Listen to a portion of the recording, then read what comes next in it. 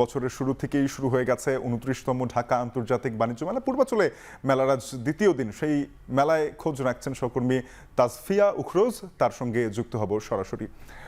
তাসফিয়া, জানাবেন যে আজকে মেলায় ক্রেতা দর্শনার্থীদের সমাগম কেমন দেখছেন, পাশাপাশি কোন ধরনের পণ্যের প্রতি তারা আগ্রহ দেখাচ্ছে বেশি?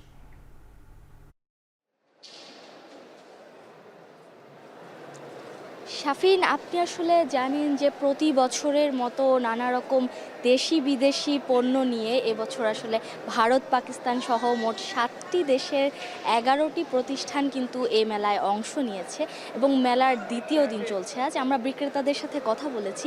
বিক্রেতারা আসলে বলছেন যেহেতু আজ মেলার দ্বিতীয় দিন, সেক্ষেত্রে তারা আসলে খুব একটা ক্রেতার সমাগম দেখতে পাননি। তবে আগামীকাল অর্থাৎ শুক্রবার, যেহেতু সরকারি ছুটির দিন, তারা আশা করছেন যে আগামীকাল এই ক্রেতা সমাগম কিছুটা হলেও বাড়বে। এবং আপনি জানেন যে আসলে এই ধরনের বাণিজ্য মেলা অর্থাৎ আন্তর্জাতিক বাণিজ্য মেলা ঘিরে কিন্তু প্রতি বছরই ক্রেতাদের একটি বিশেষ আকর্ষণ বা আগ্রহের জায়গা থাকে এটি, যেহেতু তারা আসলে আসবাবপত্র থেকে শুরু করে খাদ্য সামগ্রী বা বিভিন্ন ক্রোকারিজের আইটেম বিভিন্ন ছাড়ের মাধ্যমে আসলে তারা কিনতে পারেন। তাই এটি আসলে সবসময় তাদের কাছে একটি আগ্রহের জায়গা হিসেবে কাজ করে। এবং আমরা মেলায় ঘুরে দেখেছি যে মেলার যে স্টলগুলো আছে তা কিন্তু সবগুলো স্টল কিন্তু পুরোপুরি এখনও চালু হয়নি, সেই কাজগুলো এখনও চলছে। এবং আমরা তাদেরকে জিজ্ঞেস করেছি, তারা বলেছে যে এই স্টলগুলোর কাজ আসলে তারা খুব দ্রুততার সাথেই আসলে শেষ করবে বলে তারা জানিয়েছে। এছাড়া